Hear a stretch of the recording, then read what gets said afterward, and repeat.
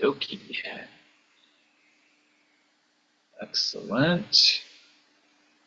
All right, here we go. Let's start letting people in. Good audience here. Come on, come on. Admit all. Hi, folks. Welcome to Piano Tech Radio Hour. It's going to be a fun one today. Spotlight myself.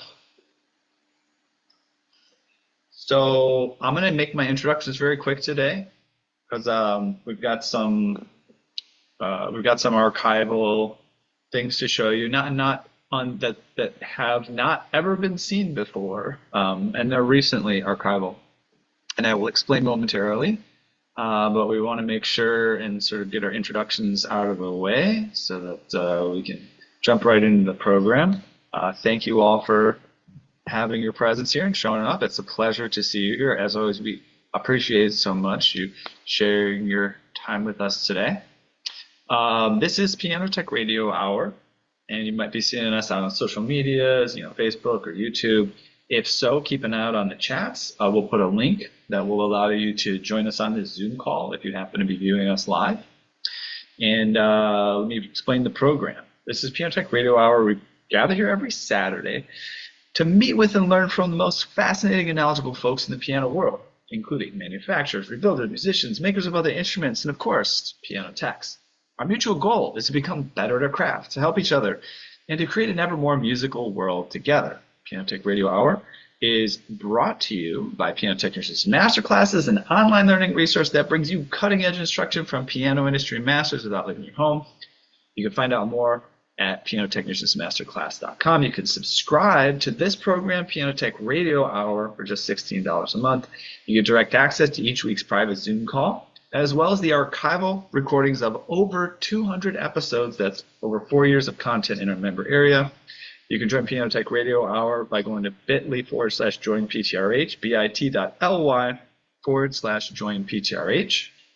And a couple other housekeeping announcements before we get started. Make sure to check out the podcast. You can check out that at pianotechradio.com.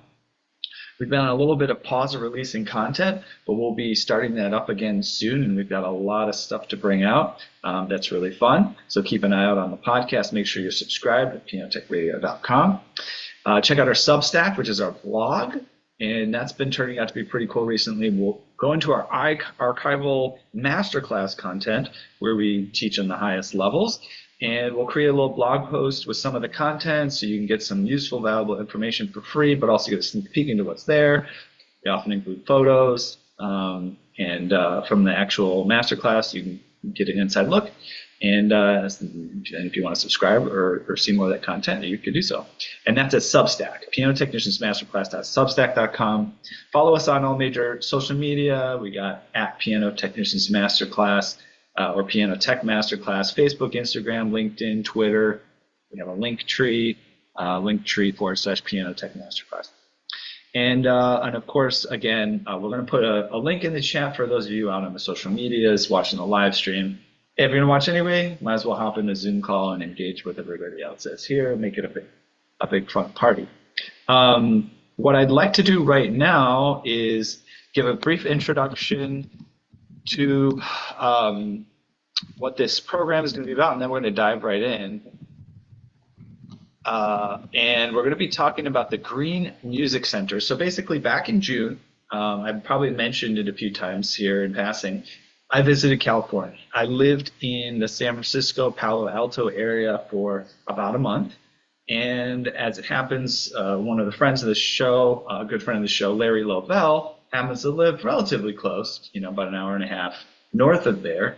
And he was so kind enough to arrange lots of fun piano adventures for me in the local area. I got to see Sonoma State University Green Music Center, which is what today's program is going to be about.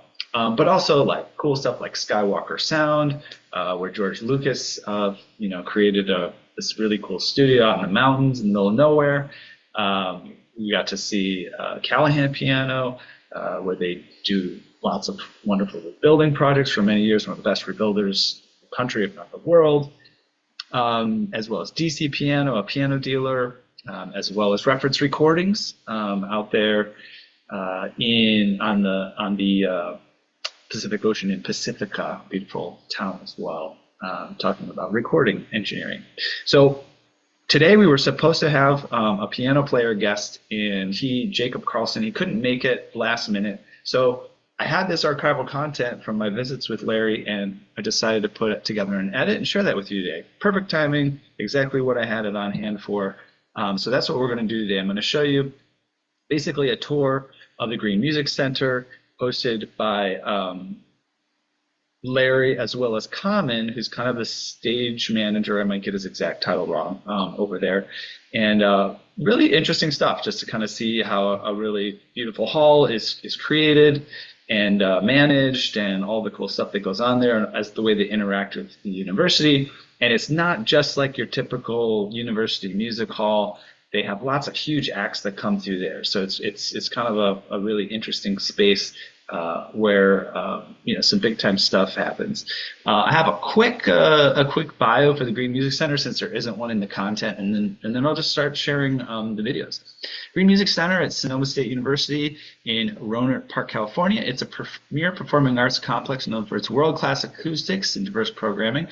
Opened in 2012, the center's crown jewel is the 1,400-seat Weil Hall, designed to offer exceptional sound quality and an intimate concert experience. The Green Music Center hosts a wide range of performances from classical, jazz, and world music to contemporary genres, attracting renowned artists and ensembles from around the globe. With its stunning architecture and beautiful surroundings, it serves as a cultural hub for the community, providing educational programs and fostering a love for the arts. So without further ado, let's dive into the content. If you guys have content and if you guys have conversation or comments, go ahead and put it in the chat. Feel free to engage there. But for the most part, from now forward, I'll just be playing you some of the pre-prepared content coming to you today. We'll start with that first video. A little bit of a in situ introduction into the day we spent together. Okay, we'll see if this one works. I'll set this bag down somewhere. Yeah. It's got my extra like. SD card. Yeah, anywhere you like. How about right here? Sure. Turn some lights on. I'm recording already. Whenever, I mean, but we can cut things out, but yeah. Beautiful. So this is stage right, where all the artists stand just before they go on stage. Okay. Nice.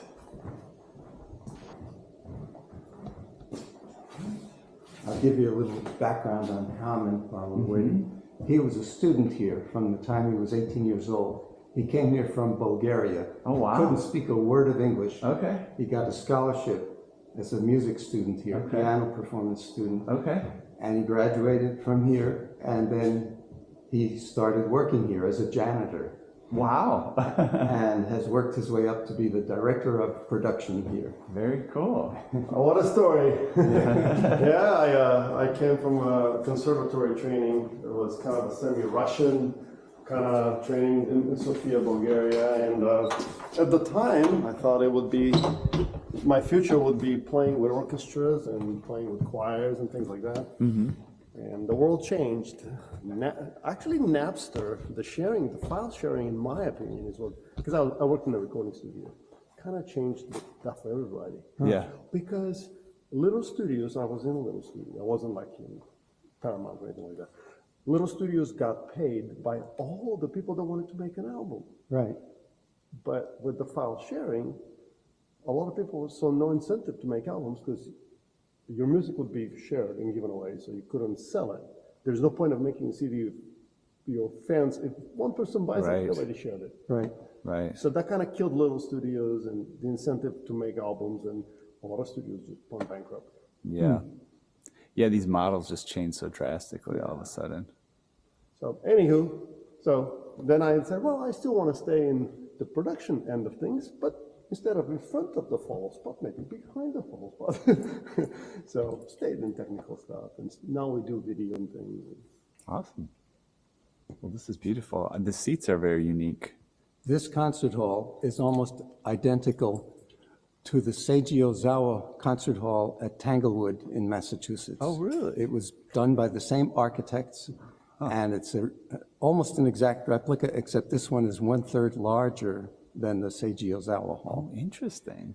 And it's very eerie because I went to the Seiji Ozawa Hall a few years ago. Oh, yeah. And It's like I you're stepped going in a there, tiny and house or something. it's like a little replica of this. It was very eerie. They're so similar. Yeah. And they are both noted for superb acoustics. And many of the artists who perform here are blown away by the acoustics without us asking them. They just say, wow, this is the best sounding hall I've ever been in. Wow.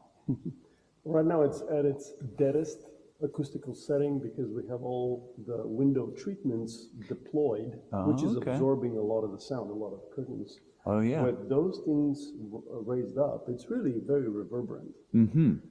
Technically, it's around 2 seconds, 1.9 something of a reverberation, and vocalists love it. Okay. Love it because it's very natural. Mm-hmm. For louder performances, like amplified performances with guitar amps and things like that, we lower the acoustics the way you see them now. Right. Keep the cleaner sound. Just to absorb some of that energy because guitar amps can get loud. Right. Sometimes we even add additional curtains. Right. You add curtains, they turn the amps up. That's what usually The happens. amp always, the joke is if the amp goes to 10, they turn it up to on 11. Right, exactly. So we have to kind of, and also if we have so many microphones, but so many loud amplifiers, kind of feedback issues and things like that. Right. So, yeah. Very cool. I love the natural, it's got a very organic feel to it with all the wood here. And, you know, I feel like that's not as common. I mean, sometimes you see wood in the baffling and things like that, the acoustic baffles, but in the seats and in the railings and stuff, it's One of the biggest accomplishments of this hall is the lack of air conditioning noise. Right now, the air conditioning is on at full blast. that's great. I don't know if you can tell that. No, I mean, I can feel it, but I can't hear it. So it's delivered via those black circles on the floor, but because there are hundreds and hundreds of them, the pressure per outlet is so little that you can't even tell. You cannot tell. And it's really delivering fresh, cool air or heated air to the first 5-6 feet. So basically where everybody is really comfortable. We're not pushing air from like 50 feet down with those big air ducts. We're not doing that. It's coming from underneath. Right, so everybody's got their own little space heater. Yeah, yeah, it's really, everybody's perfectly comfortable. So you don't have an area that's frozen or baked, depending on the heating or cooling. It's really, right now, it's always on 24 hours a day. Very cool. Which allows people to, like, we've had performers like Itzhak Perlman, when you do a pizzicato, a natural pizzicato, you can hear that acoustically. Beautiful. So Larry's work, when Larry voices a piano, it really shines. Well, they didn't consider naming it the Larry Lobel's featured piano voicing. Someone would have to donate a few $1 million in my name to do that.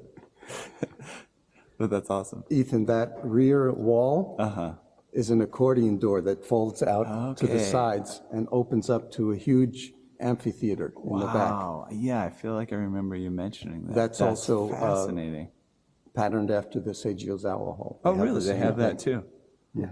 Yeah, the style of it feels like, I guess those things were probably designed in the, 60s, 70s, I guess? Yeah, I guess so. The originals. Right. Yeah, it's got that kind of a vibe. Mid-century, modern kind of thing. Yeah. Pointed out the seats. The reason they are the way they are is because in most halls, when the seats are upholstered, that really absorbs a lot of the high frequencies. Right. And they wanted to make sure that the crispness, the clarity of the sound doesn't get lost in soft goods, in curtains and chairs and carpet and things. Yeah. That's why the seats, in fact, have the slats, so when the chair is not occupied, sound will flow through the chair. Right. And just keep going out. Yes. Yeah. Again, everything is inspired by Seiji Ozawa Hall. Very nice.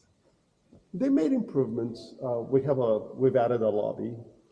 Also, for the outdoor component, we can go out there later. We added a 30-foot television. It's a IMAX LED system. screen, Yeah, right. LED screen.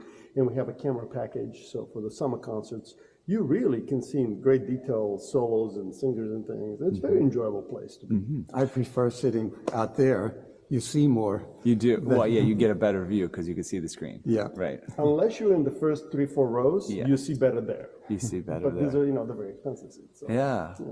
That's an interesting experience. Yeah, you get to sort of be there, you get the live sound, but you get to be outdoors and you get to eat and drink outside, which you cannot do inside. right.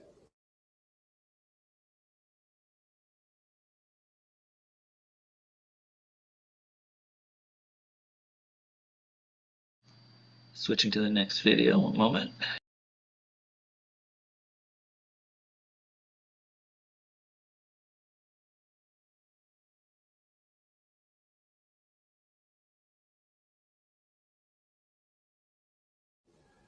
It's That's also one of the unique features of this hall is that there are windows, and there's a beautiful view of the Sonoma Mountains when the curtains are open to the east there, and you get a lot of natural light coming in during the daytime. Few concert halls have that.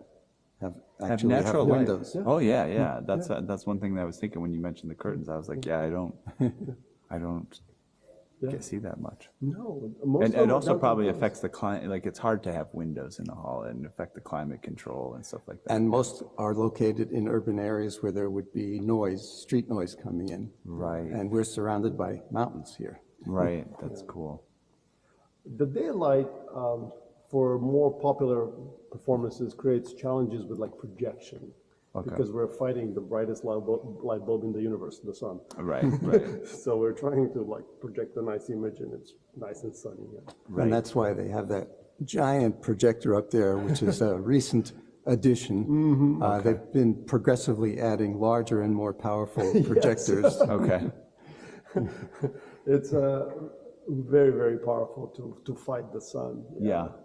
Seems like maybe there's the ultimate solution is a similar type of a screen that projects its own light outwards, right, or something. Yeah. So we consider that, but because the presenting season features so many different types of performances. So, for example, for a chamber performance, nobody wants to see a LED wall behind them. Yeah. However, there are new performers that are featuring LED wall behind them with like images and things like Gil Shaham. He performs with scenic images and movies and things. Oh yeah. Lindsey Sterling performs classical violin with a lot of images and movies and things. Right. So that is kind of an evolving trend, but the vast majority don't want to see a piece of technology on a classical set. So we have to take it down. Well, taking down a LED wall and putting it up the next day is not something we can easily do. So with the screen, we can basically put it up in about an hour or so. Yeah. And test it and line it up and all that.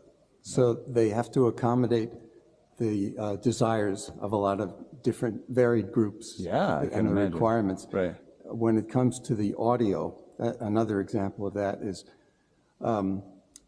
we have performers who do not want anything amplified. Singers don't want their voices amplified. Chamber groups would not want you to amplify anything, even though a harpsichord is almost inaudible unless it's amplified. Right.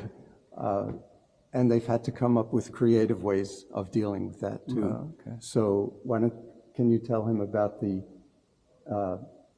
speaker placement around the hall? Yeah. So the hall, for all those reasons that Larry mentioned, the hall was built, and when it opened, it had almost like bookshelf-sized speakers, only 3 of them, for just announcements like, oh, somebody left their lights in the parking lot, please check little your PA headlights. system, Yeah, just announcements.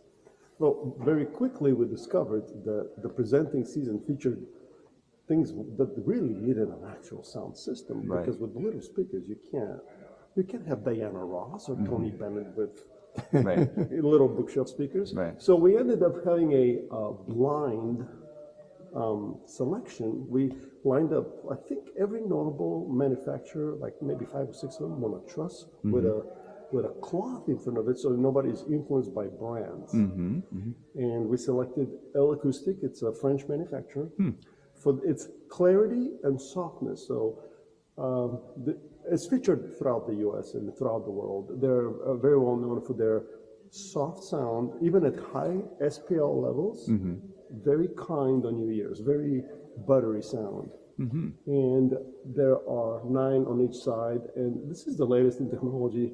So the old school of amplifying things, you would have one speaker, and you've got to crank it on 11, and it goes. But what that does, the first third of the audience is killed, Right. bleeding ears and everything, just bad. And then whoever's really in the back, they may or may not enjoy the level. It might be lacking high frequency, it might be muddy, might be just blah. So these kinds of technologies, the J system, the line array system, uses a very sophisticated computerized way of distributing sound. So for example, every patron gets equal amount of sound and clarity without killing the first third and without having people in the back lacking. It's computer controlled system. Yeah, that's fascinating. Yeah. Yeah, it reminds me of, they have some sort of like sound cannons. Have you ever heard of this type of thing? No. Like, I forget how extreme what they can do with it is, but basically it's like, they use them like actually as weapons. And they can target, you know, again, I don't know all the details, I'm gonna give a rough idea, but basically like, let's say there's someone over there and you're wanting to kind of disable them. You can use this sound cannon and it's makes a focused sound towards them that will incapacitate them, like they, you know, won't be able to be upright. But like you and me and him over here, we would be fine. So they create these like targeted sound cannons. Yeah. Well, aren't there speakers strategically spaced around the hall that do just that? You will see like little cubes under the balconies, which are designed to help with the legibility in high frequencies for announcements, for example. Okay. Because you're kind of in a shadow here from that sound system. Right. So you're not getting as much as, for example, the main floor, orchestra floor is getting. So, so for the for the clarity of a good violin or like a pizzicato or something, you get a little more, but they're so It's just a touch. delicately adjusted that you would not even know. Very frequently when we have classical performers, everybody's always concerned saying, please don't over amplify me. I'm not, you know, a rock star. I don't need that kind of image. We usually have their tour manager be in the hall, and we would amplify a cello or anything. And we would be asking the tour manager, well, what do you think? And when the tour manager asks back, are you amplifying? We're like, thank you, we're done. It's that subtle. Right. It's indistinguishable. Oh, that's very cool. Yeah. And so you're able to pick up sound over here through some, you know, what do you use for microphones in those cases? So I'll show you, we have a very sophisticated lineup of all sorts of condensers and wired microphones. And so we place them in places you would not even see them. Okay. So it's very typical to have a cellist with a chair and a music stand, but very thin wire goes on the music stand where you can't see it. Oh, okay. And it's hidden underneath the music stand. Okay. So when you look at it, Right. there's no microphone, Right. but it sounds crystal clear. Okay. A harpsichord might have a belt pack style microphone with condenser with like a Neumann over. We have Earthworks, we have all sorts of other. Right. So that would be very intricately woven. So when you look at the harpsichord, there's nothing on it, Okay. but it sounds crystal clear. Okay. So we hide them. Nice. So Do you it's almost like amplify a classical piano too? Oh, yeah. Yeah, where's the mic hidden on the piano? So when we don't have to hide them, it's a lot easier. We just put a pair of AKG 414 classic for that kind of stuff. right. And sometimes we'll put a third one for the low end. Right. Their choice which one. But when we have to hide them, it's usually around where you keep your service records. Oh. The belt packs, because they're all wireless. The KSM9s or anything like that. We hide them along the rim of the piano. The inside rim of the Okay. And the wires are usually around the stick, around the support stick. Okay. They're hidden. You cannot tell. Okay. So there's some espionage. I didn't almost even here. know that you. Well, we have industry tricks. Yeah, this is great. Because we want people to not They don't think get twice caught. about Oh, it. it was amplified. I thought it was the perfect acoustics. Right. It is the perfect acoustics if you're within the first 20 feet. Right. But if you're 150 feet away, Right. you're not going to get the perfect acoustics. So we would like to deliver the perfect acoustics Right. as much as possible. Yeah, that's cool. Yeah.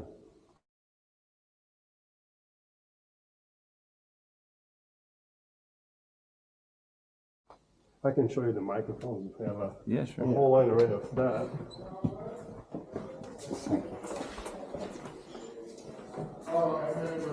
Will you put it back to my left?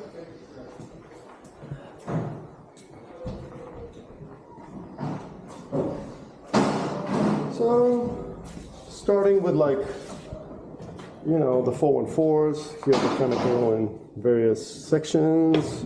You got Shure microphones, where you have the regular 57s and 58s. You have some Countryman, DI boxes. Some of the vocal Neumanns are there. The drum kick mics, the things that go on the drums. These are the condenser ones that go on the violins for the 4th of July. We put them on the bridge. A lot of wireless. More clips and things. More microphones, some belt packs. Those are the Countrymans that go on your ear. So if you're a TED Talk presenter, you know, go on your ears. Various connectors and adapters. So these are, I think, the ones for dancing. They go on the floor. When you tap for tap dancing, you get the tap. Oh, wow. Yeah, bunch of SM80 ones for drums and things. Very well organized. Yeah. That's not always easy. We also have a video world. This is a COVID development where. Okay, they get a little isolation booth there. Yeah, we got in the television business of capturing things and either doing a multi-ISO recording, video recordings, or just live streaming it, or everything is visual these days. So. Yes, yeah. Yeah, but anytime a media, you just see the pattern. If there's video included, it gets more attention. In fact, our resident symphony is considering adding visual components to their youth symphony concerts, so it keeps younger audiences a little more engaged with like images and things. And so this is basically a 6 PTZ camera setup. We have 6 cameras that we can control, and we can do up to 4 ISO recordings, for camera ISO recordings. Do you, when you control the cameras, is it just cutting between them, or can you like control the direction and the zoom and stuff on them from here? Direction and zoom. Yeah. Coming through.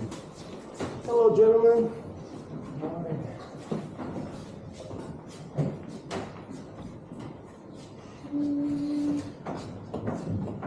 What's going on? Hi, Dave. Yeah. Yeah, the cameras are not coming on, but you get the idea. There are 6 cameras, some additional things like logos and PowerPoint, social things like that. And then you got the 3D program that goes. Right now the cameras are down for whatever reason. I think we're rewiring them doing some things. That's great. Yeah, you can kind of see. Can we, oh, go ahead. Yeah, well, I was going to point out that one of the couple of the very fun concerts was with Weird Al. Okay. Because he started his concert, the way you see it many times on TV, from backstage he's walking, so the camera is walking backwards. So they walk all the way around the building. So one cameraman, 3 people are coiling the cables while he's walking backwards. Oh, wow. And he's walking around the building, so he entered through the hall. It was pretty fun. And then Alice Cooper and Johnny Depp, they came. It was something else. Yeah. It was fun. That's cool. Yeah, a lot of big artists are playing here. Yo-Yo Ma, incredible musician. Incredible. He's been here 3 or 4 times. To this day, he's probably the only musician who shakes the hand of everybody he encounters. So if you're a student assistant, security guard, custodian, doesn't matter. He will thank you for being here and says, thank you for making me sound good. Wonderful. After Yo-Yo one Ma, you concert, sing? Yo-Yo Ma. After one concert, he went around handing out $20 bills to the backstage crew. Really? Oh, that's wow. That's so he's, sweet. He's wonderful. My son plays the cello.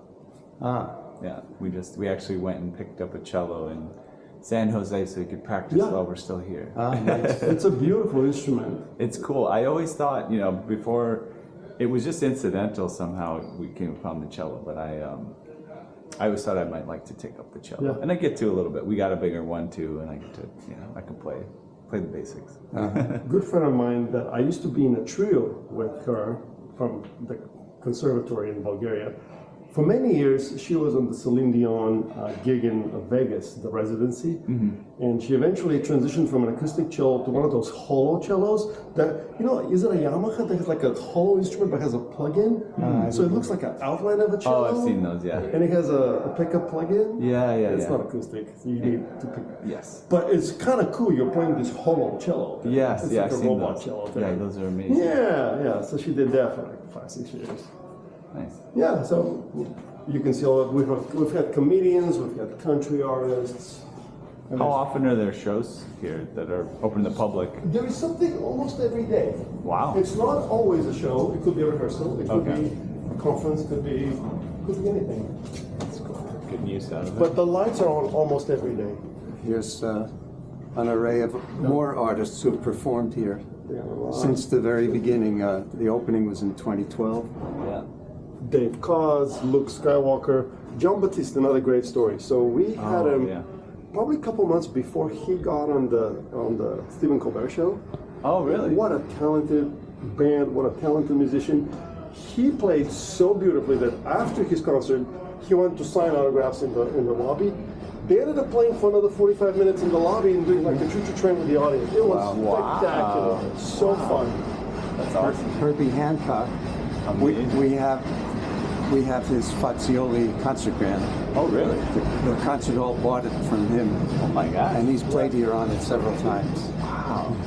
That's amazing. Long, opened our hall. He selected our Steinways. Is that, Itzhak Perlman. Yeah. He's in a wheelchair. And he was out on stage performing, and someone was supposed to be at the door and open it as he exited the stage. Yeah. And I'm standing there waiting to go on to check the tuning on the piano. And there's nobody else there to open the doors. And I realized it suddenly. Yeah. And I dash over to the doors, and he had already gotten there ahead of me. And I pulled open the door, and he comes through and he says, "You're late." I couldn't say, well, Hey, I'm early. What are you talking about? I'm not even supposed to be here. Yeah, that's great. And so, and you told me earlier, I don't know if I got it on recording, but you were explaining that there was just this Bach choral group that wanted a thing, although they did raise $1 million, which was pretty impressive. 10 million, I think, wasn't it? Are we talking about the symphony? No, The choral group? the original plan for the concert hall, money raised by the Bach group. It's all on Wikipedia, so I might be wrong fact-wise, but my memory recalls that when they wanted to build a copy of Ozawa Hall, Ozawa Hall at that time was around $8 million, built in the 70s or 80s. So they thought, oh, well, if Ozawa Hall is 8, maybe we'll have 10, maybe 10 will be enough. Yeah. But escalating costs of steel and labor, it just, But then it also evolved into a second gigantic concert hall. with a backstage and a restaurant. And Right. This wasn't part of the plan And a at lobby. Yeah. Much bigger than Ozawa Hall. There's a second smaller concert hall over. We'll go over there later, Schroeder Hall, and that was originally that was the entire plan, was one concert hall, small, that size. Wow, okay. And then it evolved into this. Okay. But it seems like it's been like whoever participated in the planning, it's been a commercial success, right? Like they created these systems, where you can have bigger concerts and, serve food and, do all these things that will help drive. There was always the vision to do not just classical, but popular music as well. Right. And for that setup, as Larry pointed out, we have the opening back doors and the lawn, the terrace lawn. Yeah, that's great. And another part of it, not mentioned but equally important, is there's a whole music school attached to this. Right. And the students all have access to this hall, Wow. not only to enjoy the performances, but to perform themselves. Yeah, that's There's amazing. a lot of student activities. And rehearsals. Yeah. And they get to play in a world-class concert hall on brand new, beautiful Steinway concert grands. Wow. Which Larry maintains to a level that people like you might appreciate. I mean, they're superb. It's amazing. We've had so many artists, Trevor Noah, so many classical artists, comedians.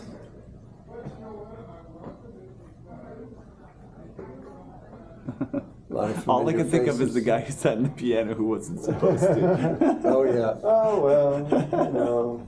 It's his picture. It's one of the more tricky moments around here.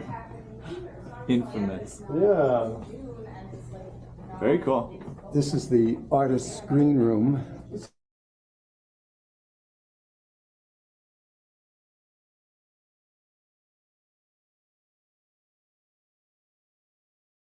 The green room, everybody asks, how come it's not green?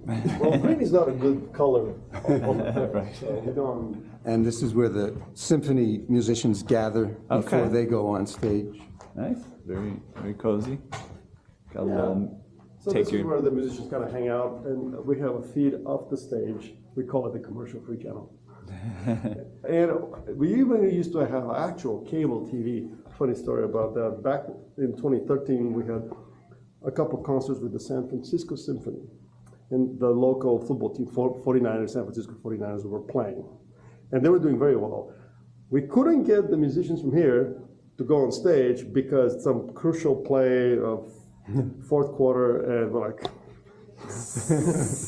you gotta go on stage. So, funny little moments like that. Yeah, yeah. No more cable. So, but no, we don't do cable since then. No, we're like, okay, you can watch the stage feed. And that's it. Hello. Hi. Sorry, I'm making noise. Oh, you're problem. fine. You're fine. Larry, should we go on the lawn and maybe show Ethan the lawn? Or? Sure. And then Schroeder maybe? Yeah. How much time do you have, Ethan? Do you need to be somewhere by a certain time? No, not really. We're just going over to. We're going over to Skywalker Sound later in the afternoon. Okay. They didn't say. When I first came here, when Tommen hired me in 2010 to do a tuning, this was all just concrete, and there were no trees. And then Sandy Weil got involved, and he thought that the entrance was not grandiose enough, so the concrete was all busted up and taken out. Freshly poured concrete.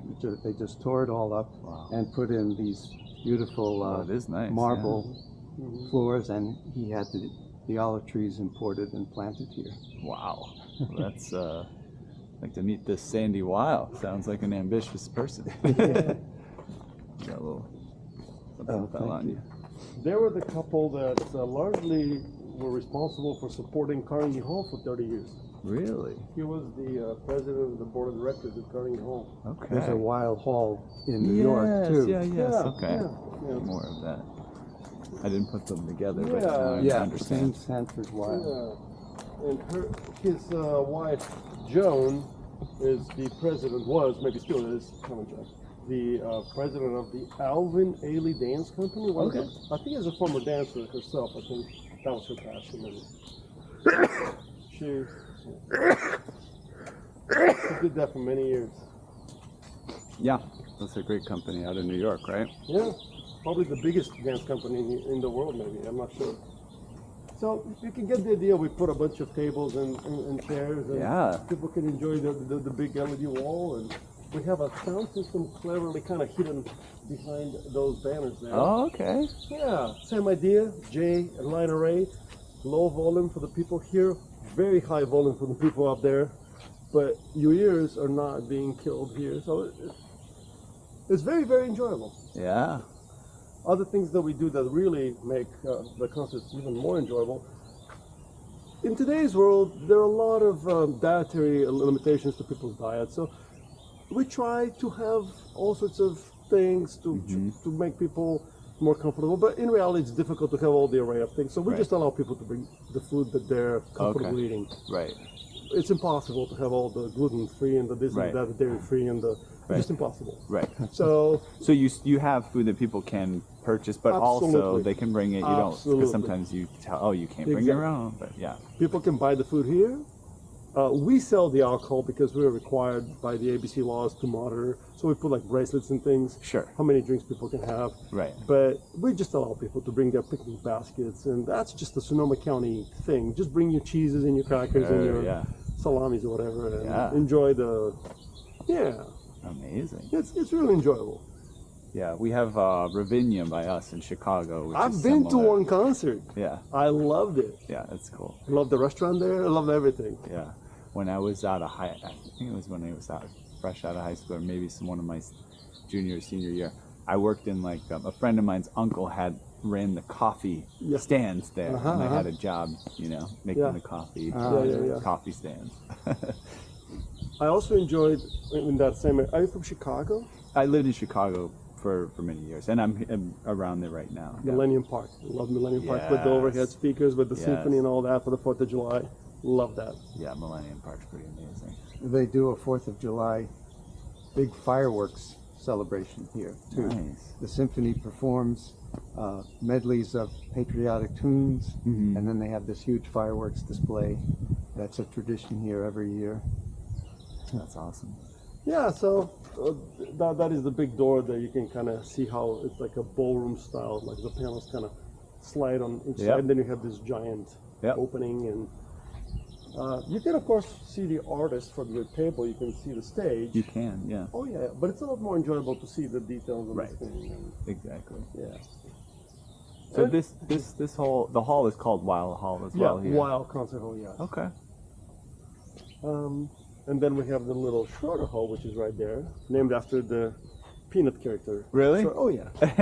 Nice. Because Charles Schultz's widow Uh-huh. is a big financial supporter Okay. of many things in the county, Oh, interesting. including this place. Okay. Yeah. Nice. Yeah. That's, So we can head over there. sure. Yeah.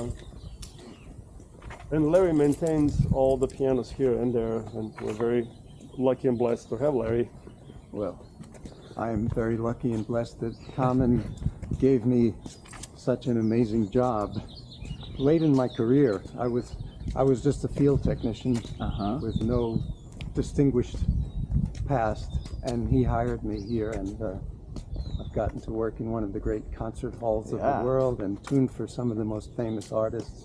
Yeah, that's great. Quite an opportunity. Did you just put out an open call? How did that work, or did you just know Larry and invite Well, him? it was a little bit of a kind of a strange set of circumstances. I called a piano tuner who was recommended to me, and at the time that piano tuner was tuning at Stanford a lot, which is, I don't know if you know, maybe Yeah. like an hour and a half from here. Yep. But That's with about where I am staying right now. Yeah. But then with traffic, especially on a Friday night, the 1.5 hours can yeah. become 3 hours. Sure. So, whether for that reason or whatnot, he could not take the call. He said, you're too far. I can't come up there. I'm busy here doing stuff. But how about you call one of my good colleagues who lives in Petaluma? Mm-hmm. I had not heard of Larry. He said, yeah, you call Larry and have Larry tune. I'm like, okay. So I called Larry out of the blue, not knowing anything about Larry. And we have been so thrilled and happy that we hired him. Nice. He auditioned me very informally. Okay. He hired me to tune a concert grand in Wild Hall for Lang Lang was coming to perform a benefit concert to raise more money Okay. for the completion of the hall. Okay. And so I went to tune the piano, and it was an older Steinway, about 7 or 8 years old, that had been used in another concert hall. And they bought it for here. And I tuned it, and I had the very unfortunate circumstance that a string broke while I was tuning it. Okay. So there is a trumpet workshop, so I don't know if we'll be able to talk about that. Okay. Yeah.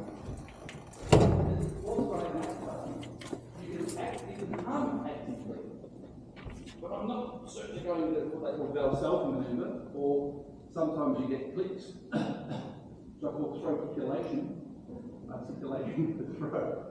It's everywhere. I mean, pros do it. You go to play. It's all connected. Why do these things happen in the throat? Overexertion and the psychology that you have to blow the trumpet. Worst thing that's ever happened in the brass community, the trumpet community is, oh, you blow your own trumpet. I don't know. So a little bit about this whole, it has a kind of a more Renaissance-y sound to it, and once we, it has a lot of soft goods that are on travelers. Once we put the curtains away, it's very reverberant. It's about 2.5, 2.6 seconds of reverb. So for medieval music, organ music, choirs, it's very, very luscious and reverberant. Cool. And it's got that organ in front. I don't know if you noticed that. That was built in Pennsylvania, was it? Especially for this concert hall? Brahma, Opus 9. Yeah, and transported out here and set up, and it's got an incredible sound. Cool. Yeah, we use it. This is the workhorse for the music department. A lot of the class performances, the end of semester performances, recitals, juries, all take place here. Okay. But a number of them, the bigger ones, the big school wind ensemble, the jazz band, they also play in Wow Hall. So the kids get to play here and there. Yeah. That's great. Yeah. It must be a wonderful place to be a student. Yeah. I mean, not only to be a music student. If you're a music student, it's great. You get to do all the musical resources, but then you can also enjoy the concerts, and that's great. Yeah, we have an incredible amount of good facilities and good instruments for a state-funded university because state universities are not known for these kinds of. Yes. Yeah. And we're very lucky, and again, they're in phenomenal shape largely because of Larry. Yeah. Nobody here knows anything about piano tuning, so. Okay. That helps. Including me. You guys have some harpsichords here too? Or? Yes. Yeah. Yeah, I can show you those. Cool. Are you into harpsichords? No, I was just curious. Do you have a time limitation? No, I do not. Oh, okay. Now we're going to go into the more classroom style spaces. Okay. That's where What's this little exhibit here? You're seeing this like Indian or Eastern instruments? One of the music faculty, Lakshmi Tiwari, who was here until he turned like 83 or 84, retired about 5-6 years ago. He came from Northern India, and that was his specialty, the Northern Indian sitars and things like that. That's cool. I think the jazz students are practicing.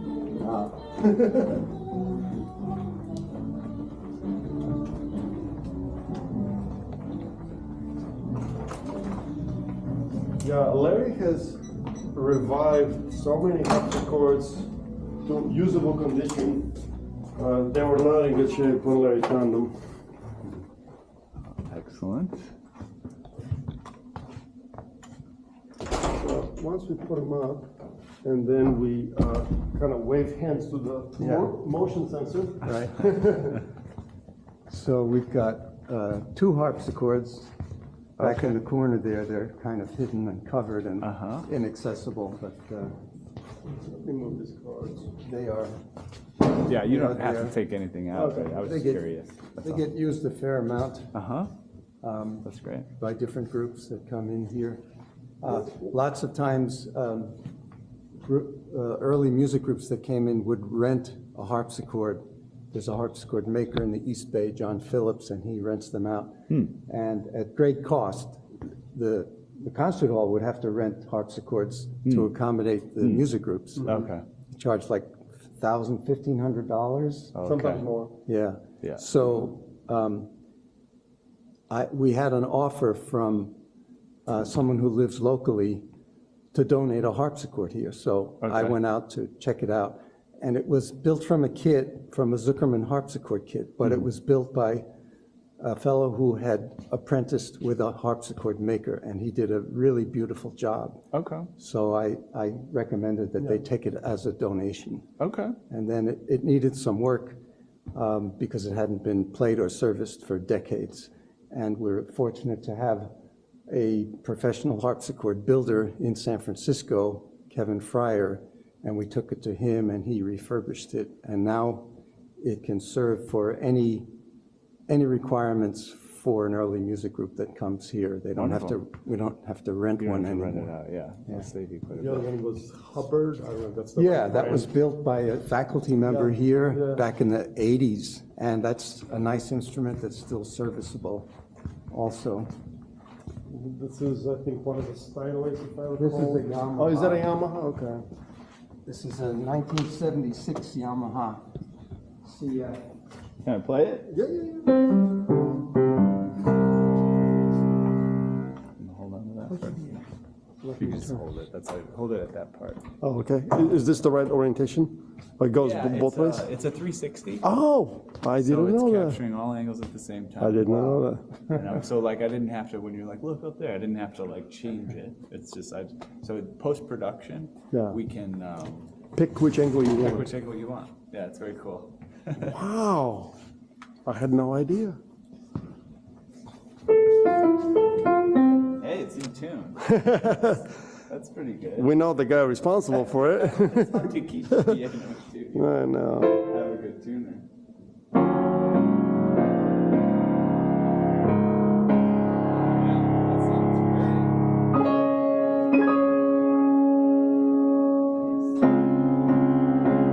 So,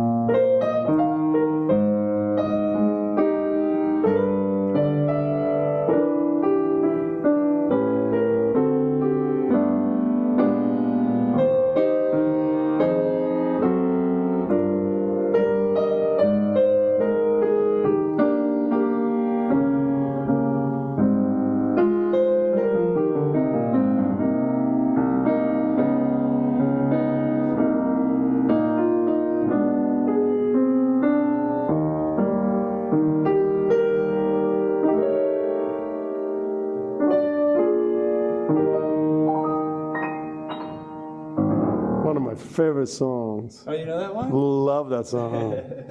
So I was just in Barcelona, Spain. Yeah.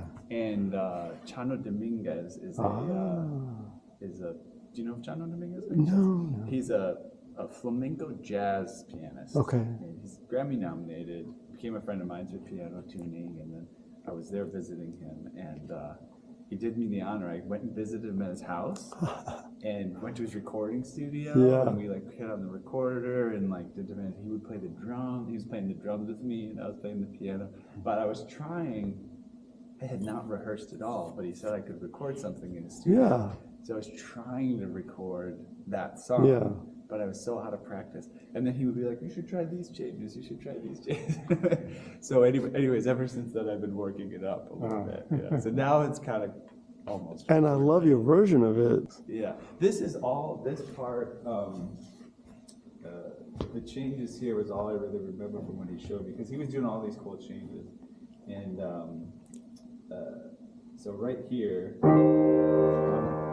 the chords that are often written just go like this. It just walks. Yeah, okay. But he showed me to do this passing chord, which goes from here. That passing chord is a Nice. D7 chord. And he had even better. Love that. It But he sounds. kept showing me stuff. He's like, you should play it like this, and I'd be like this, and you're like, no, like this. You know? Sounds really cool. Thanks. Sounds really cool. But yeah, the piano sounds great later. Yeah. Oh, So it's very like, I love this piano. it's got a nice punch to it, and They bought it new, Tunes up really well. 1976. It's been here since, and They take really good care of the pianos here. You know, I've worked in other institutions, and the pianos are usually Oh yeah, it's just beat up so bad and shot. Yeah. They respect the instruments here. They have always given me any resources I ask for. That's amazing. Commons doing. That's mainly. great. If I tell him, hey, I need a new set of hammers for this, he said, go ahead, do it. right. That's amazing. Well, I spent 30 some years playing the piano, and I played many shoddy pianos. Yeah. It's hard with these institutions, you know. I've been involved at various institutions and met people, and you know, I went to school, music school, and it's just like There's never enough. it's always hard to justify for them, you know. Why do we do this? Why are we doing that? And you're Right. like, because it's the right thing to do. Well, probably if it wasn't for the fact that I come from a piano Right. background, You might not. maybe my successor will say, "You spent what on pianos?" Larry who? What? We don't know anybody named Larry. Yeah. Well, that's great though that you're keeping it up. Yeah, so I have a soft spot for pianos. Can we Everything. take Ethan in the back of Schroeder Of and course. show him our gems back there? Absolutely. I will follow you, Ethan. Larry was extremely generous to donate a beautiful 9-foot, in almost brand new condition Yamaha CF. Oh wow. And Larry can tell you the story of how he acquired it and all that. So, That's great.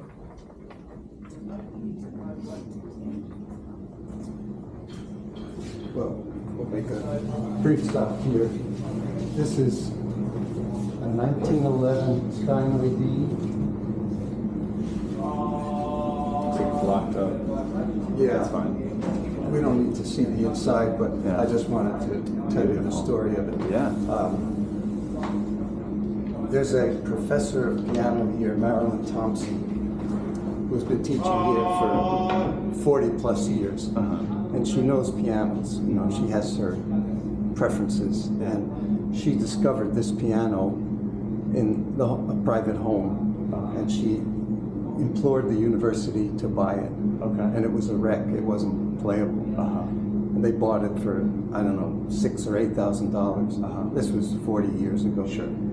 And paid to have it restored.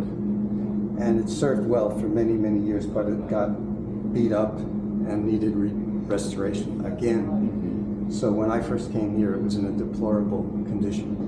And with the help of Louis Delbeni, who worked with me a lot here, we did another restoration on this piano, and it's a magnificent instrument now. So 1911, well over 100 years old, and it's much beloved by a lot of the artists who perform here. yeah, the original owner must have had like a bowl of dog treats on the piano because there were the draconian scratches from a dog with big nails trying to get to the bowl of treats for hours and hours. The lid was literally like worn out. Wow. And we couldn't move the piano off campus for various reasons. It wasn't, they wouldn't let us put it out of service for more than a few weeks. Right. It had to all be done during the semester break, so we had like 4 to 6 weeks to do it, and we couldn't take it off campus. So all the work was done on that loading dock where we first came in. Wow. We hired a refinishing guy who came here from far away, and he had a staff with him, and they did all the refinishing back there on the loading dock. Wow. And Louis and I worked on the action and the damper system and the pedals while all that was going on. Wow. So it was like a collaborative effort, everybody working to get this done in a very limited time frame and a very limited geographic location. Yeah, quite a lot of project management's got to go on to that. Yeah.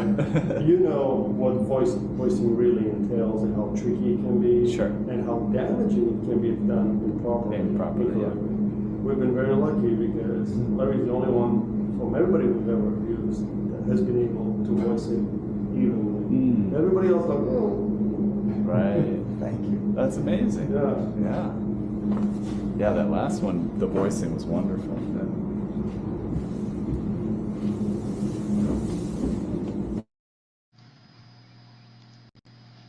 Okay, guys, we'll stop there. That was very fun. Thanks so much to Larry for joining us or hosting us for that visit. And there's actually more to that particular session, which we'll probably share in a future week. Yeah, the point there was, like I said, we visited many places out there in Northern California. And so we've got a nice little archive of things we can bring in here and there. And hopefully the thread of the story will continue next time we bring in the next chapter, because we do have some other guests lined up for the coming weeks. But I see Larry's here today. Hey, Larry, thanks for hopping on. I also got to visit Larry's home when I was out there. Didn't get to do any filming that day because we were in a bit of a hurry. But that was very fun. Met his beautiful wife and dog, and saw his little workshop, and he made me some coffee. Beautiful. Took me out for some Jewish food one day. That was great. So thanks to Larry for his wonderful hospitality. We're a little bit over the hour, so I'll kind of officially walk us out of the program. So it's been another musical journey here at the Piano Tech Radio Hour. So thanks a lot again for Larry and his friend Common over there at the Green Music Center for hosting that tour. As always, we're brought to you by Piano Technicians Masterclasses, cutting-edge instruction from piano industry masters without leaving your home. For those of you that joined us today, signing for this session individually, make your life more convenient. Subscribe to Piano Tech Radio Hour, just $16 a month. You get the recording of today's session in our member area, automatic registration for each week's new session. Sign up at bit.ly/joinptrh. That's bit.ly/joinptrh. And in just a few plugs again, remember to check out the podcast. Some new episodes will be coming out very soon on pianotechradio.com. We're on all the major podcast platforms. Check out the blog on Substack so you can get a chance to get an inside look at some of our masterclass content. That's pianotechniciansmasterclass.substack.com. Also, check out our social medias, Facebook, Instagram, LinkedIn, Twitter.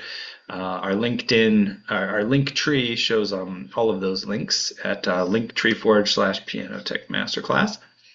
And that's about it for today, guys. Thank you so much again, and I hope you have a wonderful week. We'll see you again next time. Bye-bye.